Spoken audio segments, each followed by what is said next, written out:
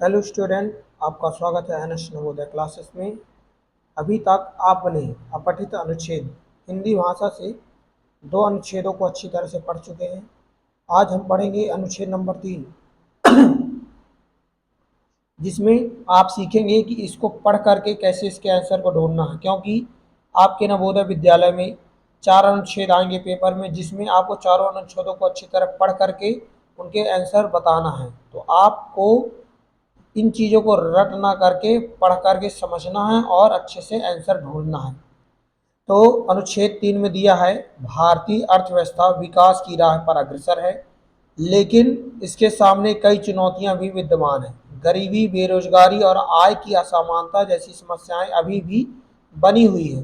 कृषि क्षेत्र में सुधार, औद्योगिक विकास को बढ़ावा और शिक्षा तथा स्वास्थ्य सेवाओं को बेहतर बनाना देश के सतत विकास के लिए आवश्यक है।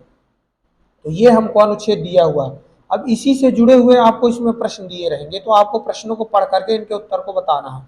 जैसे पहला प्रश्न है, भारतीय अर्थव्यवस्था किस राह पर अग्रसर है। तो हमने सबसे पहले लाइन पर पढ़ा था कि भारतीय अर्थव्यवस्था विकास की राह पर अग्रसर है, तो इसका ऑप्शन हो जाएगा सी नंबर, विकास की राह पर अग्रसर है। क्योंकि पहला पतन की राह पर, स्थिरता, ठहराव, इन तीनों में से कोई ना होगा, क्योंकि ये तो दिया नहीं है, हमको दिया विकास की राह पर। प्रश्न नंबर दूसरा दिया है, विकास की राह पर में राज शब्द का लिंग क्या है।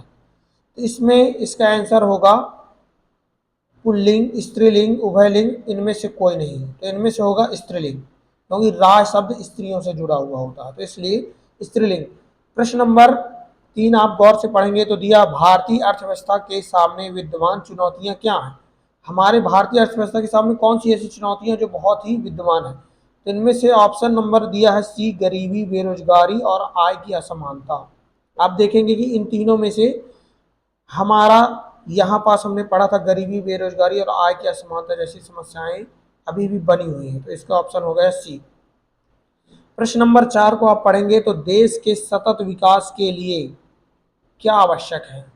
देश के विकास के लिए सबसे जरूरी क्या है, केवल औद्योगिक विकास, शिक्षा का विकास, या कृषि क्षेत्र में सुधार, औद्योगिक विकास को बढ़ावा और शिक्षा तथा स्वास्थ्य सेवाओं को बेहतर बनाना, या केवल स्वास्थ्य सेवाओं का विकास। तो इनमें से ऑप्शन हो जाएगा सी, कृषि क्षेत्र में सुधार, औद्योगिक विकास को बढ़ावा और शिक्षा तथा स्वास्थ्य सेवाओं को बेहतर। जब हमारे देश में कृषि में सुधार आएगा, ज़्यादा उत्पादन होगा, औद्योगिक विकास तेजी से बढ़ेगा, शिक्षा और स्वास्थ्य के लिए नई चीज़ें बेहतरीन से बेहतरीन सुधार होगा, तब जाकर के हमारे देश का विकास आवश्यक है।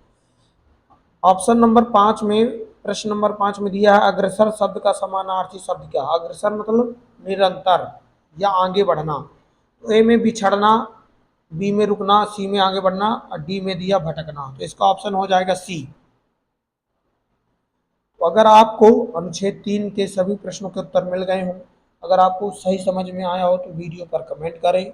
और भी आपको लगातार इसी चैनल में नवोदय कक्षा 6 के लिए सभी प्रश्न आते रहेंगे, अनुच्छेदों को के साथ साथ गणित और मानसिक योग्यता सभी चीज़ें। तो आप इस चैनल को सब्सक्राइब कर लीजिए। मिलते हैं आपको नेक्स्ट वीडियो में बहुत जल्द, जब तक के लिए जय हिंद।